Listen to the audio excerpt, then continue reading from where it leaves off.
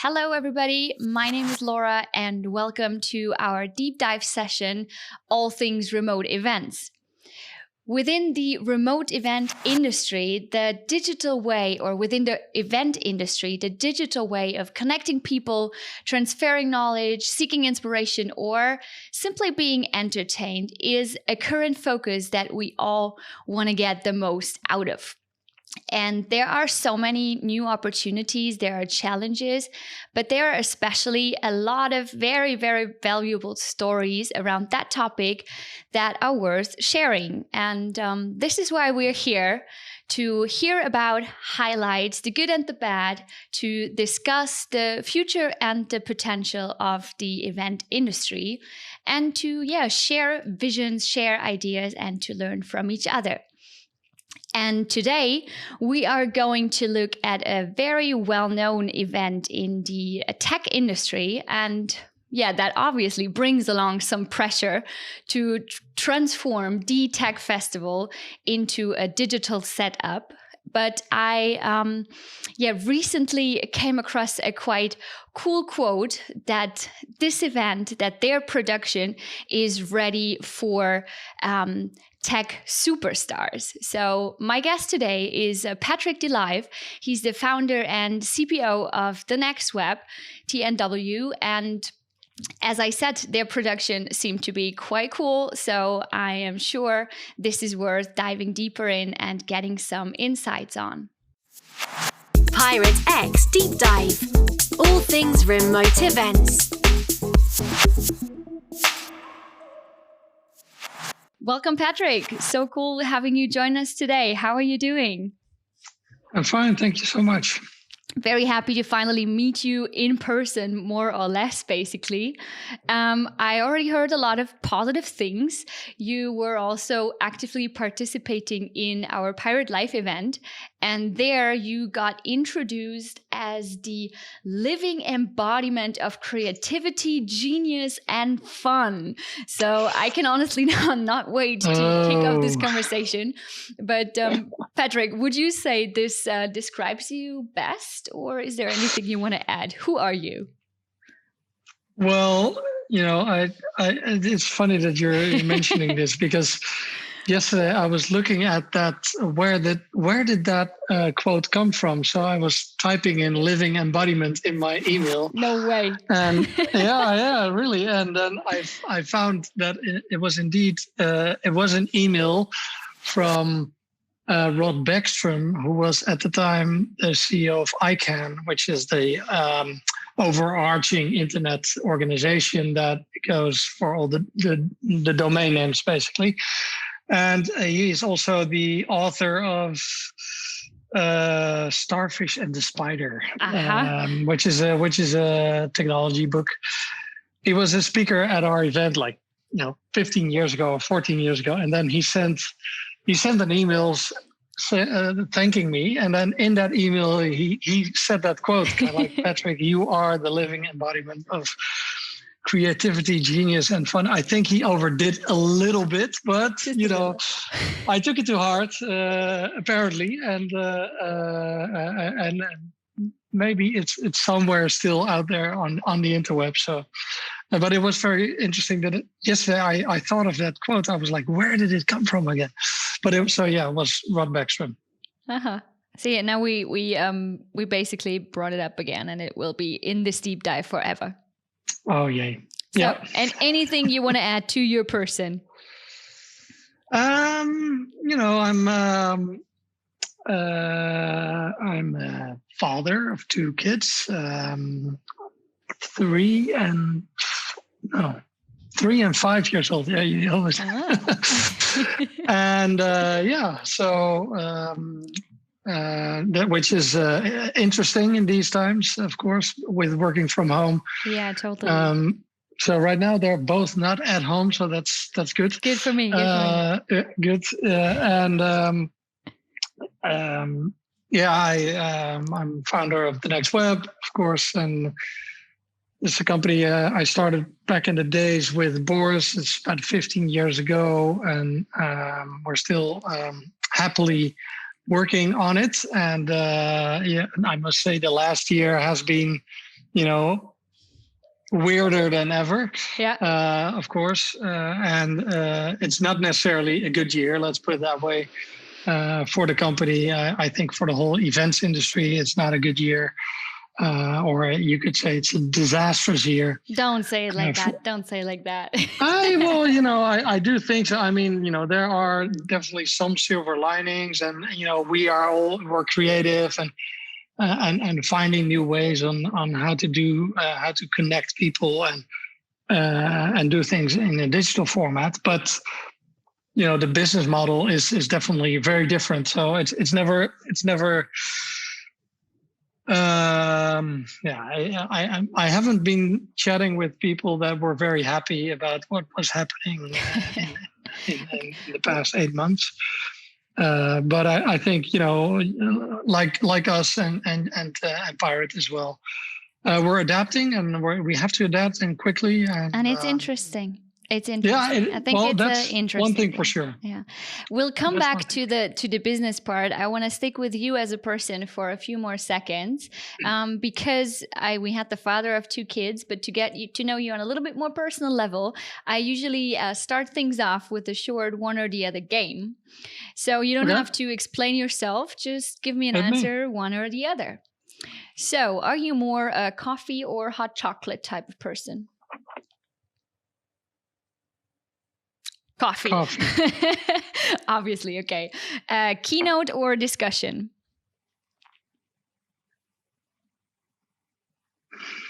Ooh, is that tough? It's tough because I think a great keynote would win, but most keynotes are not that great. So I'll go for discussion. What was it? Discussion. Yeah, a good discussion. All right. And are you more an early bird or a night owl? Night owl. Pancakes or waffles? Neither. And well, I if I make them, I make pancakes. All right, pancakes. And would you go for a workshop or conference? Conference.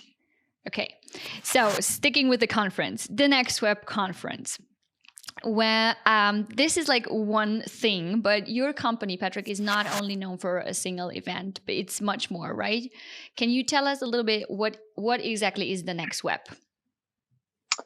Yeah, sure. So the Next Web is it started out as an event, but now we have basically 4 or 5 business units, and basically the TNW is informing, inspiring, and connecting people who love tech. Mm-hmm. So in that industry, and we do that through media, events, and what we call services. And we have a couple of different services. Next to that. So the services that we have are office space. We offer to startups and scale-ups. We do consultancy based on innovation programs with between startups and corporates, and event services like digital event services for corporates and governments. All right. So I imagine that this especially comes in quite handy when something like a pandemic happens. Was it like one? I mean, I guess the event part was affected most, but yeah. Well, let's stay with that. If you look at it from your side, like, when we stay with the event part, how did you feel when you realized that you are not able to implement the Next Web conference as you planned it? How did I feel? It was, I think, late February when I started noticing that there were a lot of cases, and they were also coming to Italy at that point, and I started to take notes on kind of like the numbers. Mm-hmm. And while doing the numbers, I realized this is going to spread throughout the rest of Europe, at least, and it's going to affect our business. And also, it's going to be very uncertain if we can host an event in June. Yeah. And then it went very rapidly. So I think 4 days later, I made a presentation to the management team, and I said we need to postpone the event because this is going to hit mainland Europe. Well, it's already in Italy, but it's going to hit everything. And that was early March. And we need to act now. And I think that was how did I feel. So I think I felt certain kind of like pressure, but also urgency to take action. Yeah. And it was actually, I didn't expect it to happen that fast, but it was like we made the decision within half an hour based on an Excel sheet with some numbers that were not very scientific. Like you were guessing, like everybody was in that industry, I think. Yeah. And then we moved the event because the thought was, right now we are the first ones to do this. It's still possible to move it. If everybody wants to move their event, there are no venues anymore. So we moved it to early October. And then, when we announced it, it was the day of the first case in the Netherlands. And everybody was kind of like, you are crazy. Why are you doing this? Overreacting, etc. And 4 days later, everybody was like, no, you were so right. Thought leader. Yeah, thought leader. It's not that you want to be a thought leader on this one, but it felt like we were kind of like always a week before everything else happened. And because the government was also not really doing anything at that moment. So later on, the government was taking over kind of like the role, kind of like this is where we need to go to as a country. But we, at that point, it was more like, we saw that companies were hesitating to send people in an airplane to anywhere where this disease was going on. So we were like, so companies were basically the first ones to act, and then governments came in. And then when governments came in, we started following whatever the government was saying. So right now we don't have to take a leader role anymore in it, but we did in the beginning. But it was, of course, very tough because you work on an event, on a flagship event. It's kind of like, you start working the day after the previous one was ended. Yes. And so it was very hard and tough to make that decision internally for the team. Kind of like, okay, we're going to postpone it. And then basically 2 months later, we had to say, we're not going to do a physical event in the first place. So we're going to do all digital. So it's not only we're going to postpone it, it's about we are building up something new. Like we have to do something. In March, we didn't know, there were so many theories, like when the summer comes, the virus is gone, stuff like that. So it was, of course, everybody was hoping that would be the case. But when we start noticing like, well, this is total bullshit, because in certain parts of the world, it is very hot at the moment, and this virus is still going on. So when that came more to light, it became clear that we needed to do something or to move the physical event to digital format. And that just happened this month, right? So it was, event is just over. Yeah, I'm not sure when are we airing this? Tomorrow? Today? I don't know. No. But anyway, so it was October 1st and 2nd. Yeah. All right. So when you were making the switch to digital, like to really shifting the whole thing and not only not only switching the date, but also changing the strategy behind it. Was there some major changes that you did beside the setup, like when looking at the formats, when looking at the schedule? What did you adjust? Well, I think what is interesting to see is when we started. When we postponed the event, we also already started working on a fully digital concept, just in case. And we had I had done some modeling like 3 years ago when we were thinking kind of like how to scale an event, and basically there were two solutions that we came up with at that moment. And one was to not have a venue, so use a city as a venue, and the other one was fully online. This is an interesting point. Sorry for interrupting, but we were thinking the same thing. Like, why actually remote events is like a completely new product that you as an event organizer should actually add to your portfolio. And now we were forced to add it, but on the other side, if the pandemic would not have happened, then we could still come up with the idea of remote events. I mean, remote event, it's not something new in the end, right? But there was just no appetite because there was a better alternative. And when that alternative in person was gone, it made a lot of sense to do remote events and to go fully digital. And now the question is, because there are definitely some benefits as well, is will it if we can go back to in person, will remote events fade away again? So that's a question. I'll come back to that question. Yeah, okay, that's good. But let's stick with the schedule. Like any major adjustments.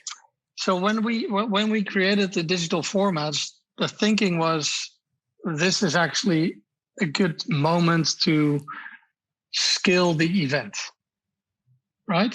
Because there's no flights anymore. People can come from everywhere. It's going to cost a lot less.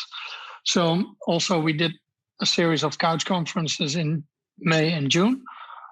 And the couch conference was our kind of like warm up to the flagship event. And we used it as well in order to get really good at this stuff.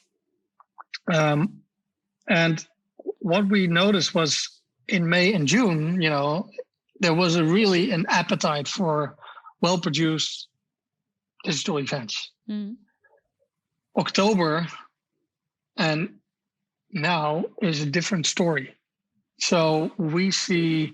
So when we moved the event to fully online, we were very much focusing on scale and getting a lot more people in from all kinds of different countries. And I think right now that has changed because people are not easily signed. It's not, it's free, so I'll sign up and I'll join. There are so many events out there that is not working anymore. So the industry is changing so fast. So I think we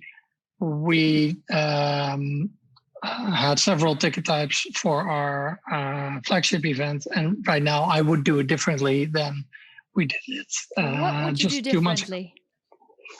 I would charge money, more money. Okay, from the ticketing perspective. Yeah. I think this is a very interesting topic because I was thinking about that myself as well a lot because we kind of realized that the willingness to pay for a remote event is much lower. But on the other side, you have the contrary, that if you don't charge anything, it seems like the content that you're offering is not worth anything, right? Yeah, so that's one thing, and I think in the end, if you want to create more quality, also in terms, attendees are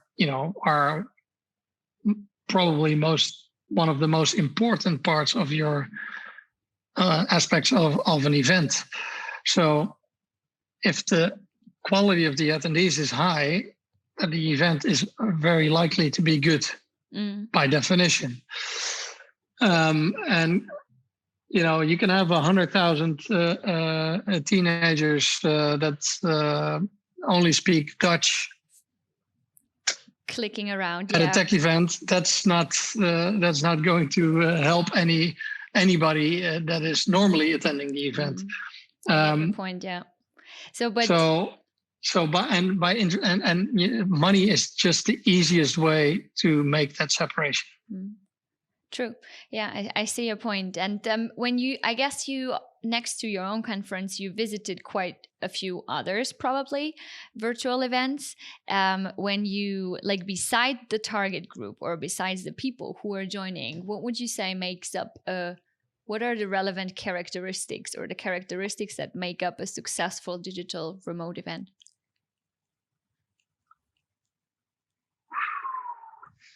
Tough one. Tough one.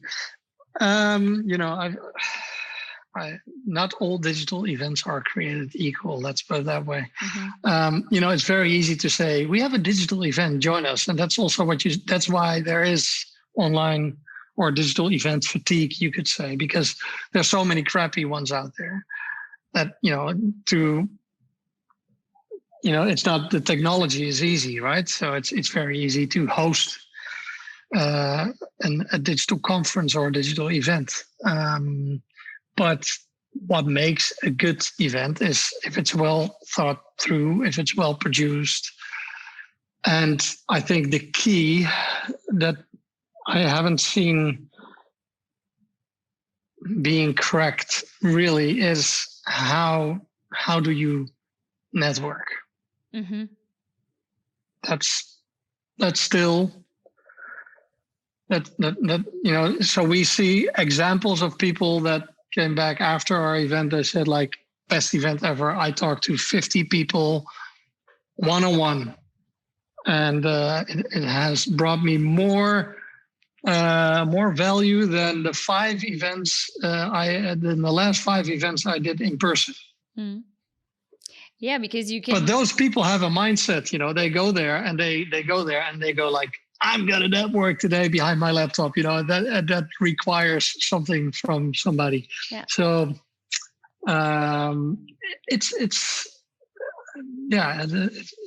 that's still a big part of the puzzle that has to be solved in order for large scale online events to happen. I mean, when it comes to corporate events, it's a different story. Mm. Yeah, it's true, as you say, that you need much more, that you have to be more proactive when you want to get something out of a digital event, that you have to know where you're going, that nothing happens naturally, so you don't run into somebody, so then you actively have to get in touch with somebody. But if you do, and if it's done properly, and if it's user-friendly to do so, I think you can get a lot of very qualified new contacts out of it. No, definitely. So I fully agree, but it is also for the attendees and the companies that are involved in these digital events. It's new. They know. If you look at companies, they know if they go to CES what to do. Yeah. We have a 800 square meter booth. We designed a booth. We shipped 50 people from our company there, and we trained them how to manage the booth. We launched some products. People come by, and we do what we always do. But this is something new. It's totally different, and it from a partnership perspective, it can't even be compared with that other setup, I would say. So, although a lot of the platforms try to say kind of like, yeah, you can have your virtual booth. What people don't know what to do with a virtual booth. But then maybe it's our point of, or it's our responsibility as event organizers to take them by the hand, to show them, to train them, to teach them how to actually get the most out of the participation in a remote event. Of course, that is true. Mm-hmm. But just replicating what is going on at a physical event and translate that. At a physical event, people love to stroll around, look at the new technology, look at booths, etc. Yep. Well, we don't see that. We don't see that really happening from an attendee standpoint. True. Yeah. In a digital event. So if that's not happening, we can train whoever we want. But the question is that the format then that we should focus on, or should we focus on something else? And I think it's the latter. Mm-hmm. So I feel like that you're really missing the physical ones. No, sure, I do, but I do miss that, but I also do like the digital versions. And what I think is really interesting is right now, you and your company and my company were involved in many events also for corporates in producing them, kind of like as an agency, and helping and talking to them, kind of like what are your goals and how are we going to get those goals? I think that's super interesting from that standpoint. And we are constantly inventing kind of like what works in what situation. And so the playbook hasn't been written yet, and I think that is pretty exciting. Super exciting. So there's no kind of like silver bullet, like this is how you do digital events. No. Yeah. No, not at all. That's what makes it super, as you said, super exciting. But if we look at your conference one more time, like you already popped up this question more or less. So if we assume that in 2021, physical events are happening again. So when I look at our remote event Pirate Live, where you participated in, that was like a digital alternative to our event Pirate Summit. But the active intention behind it was not to replace Pirate Summit by something digital, but to build a new product, a new event that, focuses on the benefits of remote events. And ideally in the next year, when we can do physical again, the physical version kind of integrates into the digital event week, so becomes a part of it. Is there a strategy that you guys are following? Like, do you think, okay, when we can do physical again, we're gonna go 100% back to physical? Is it going to be a mixture, or can you imagine to maybe even do two different kind of conferences, a physical version as well as a digital one? I can see everything happen. It's just, I think, a matter of the choices you make. So certain events, I think, are very suitable for remote, more suitable for remote than to do in person. When in-person is coming back, we're 100% going to do in-person again. I see. Yeah. So we have been live streaming our event for 9 years already. So I do think there's a difference between live streaming and having a digital event. There's a big difference, actually. But in a way, you could say that's already kind of like hybrid. True. I do think that, for the flagship, we will definitely have a physical and a digital event. But for others, our couch conferences are basically smaller events around kind of like digital marketing, for instance, topic, or digital product or retail. So I can see those being either digital or in person, because if you do hybrid, that's going to add a lot of cost. And you need to make, that can only work, in my opinion, if you have enough manpower, if you can invest enough in the event in order to promote both the in-person as well as the digital event. So the cost of organizing a hybrid event will go up. So you can only do that if you at large scale events, in my opinion. Yeah. Or that's how I look at it right now. Ask me in a week, it might change. No, but the couch conference is a good thing, because this is like one perspective I find very interesting to maybe we develop away from the singular happenings towards continuously coming up sessions. So maybe the couch conferences in a virtual setup build like the framework throughout the year, drawing the attention or pushing the attention towards the actual flagship event. That could be like one scenario. Yeah, I mean, in the end, everything works together and is influencing each other. So by doing some of our couch conferences, of course, we build a larger audience. And then, we invite them to our flagship event as well. So that can grow in that manner, in that way. And vice versa, people that go to our flagship event can join our couch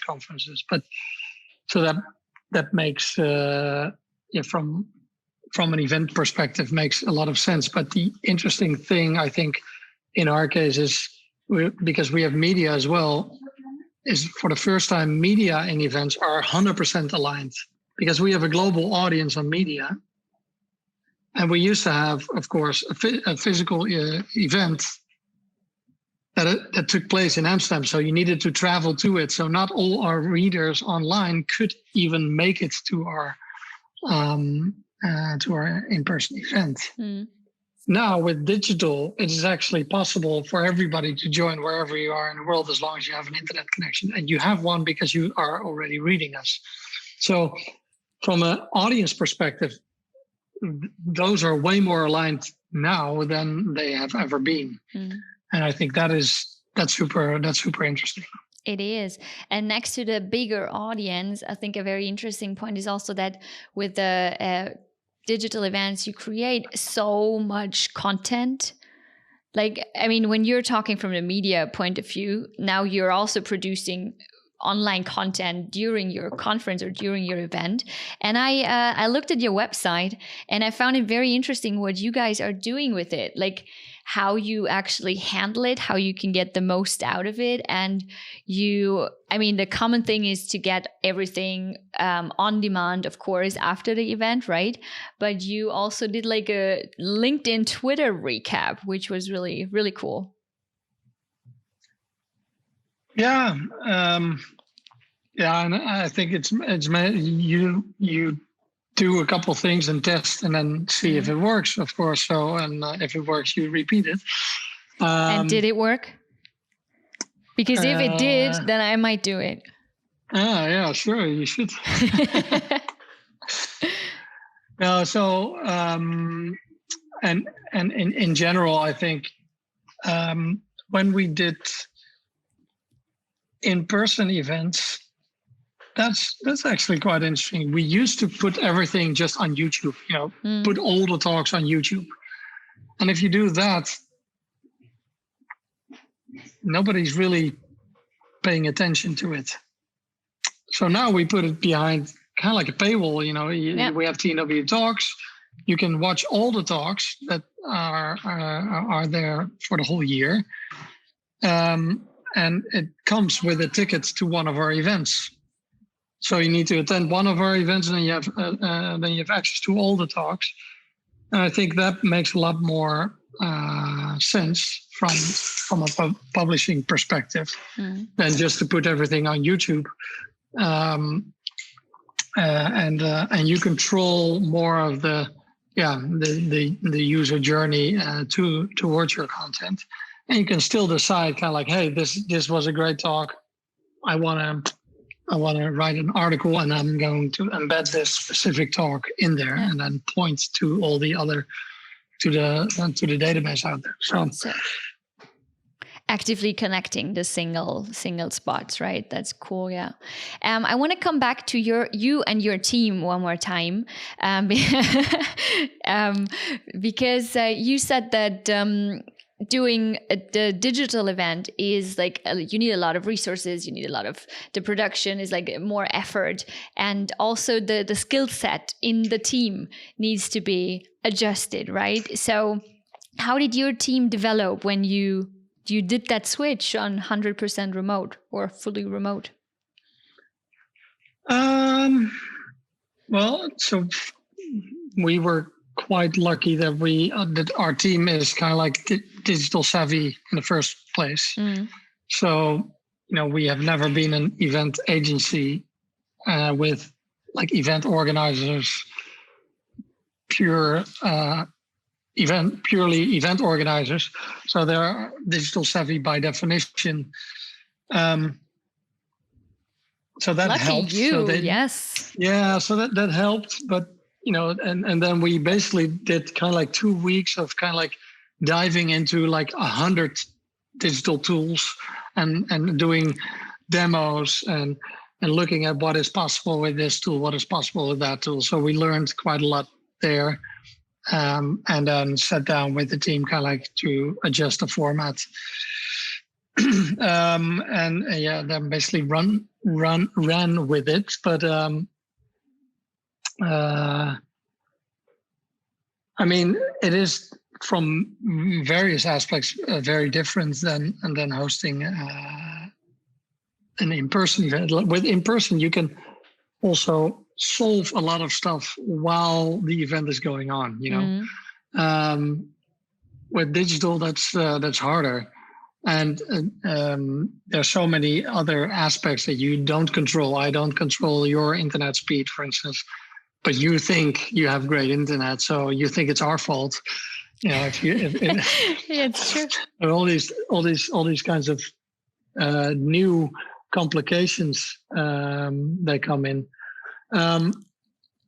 So I think in the end, it did cost more effort and more prep time than an in-person event, but with our own team, and normally for an in-person event, we have like 10 days in advance, we start building it with 250 people. So those 250 people were not there.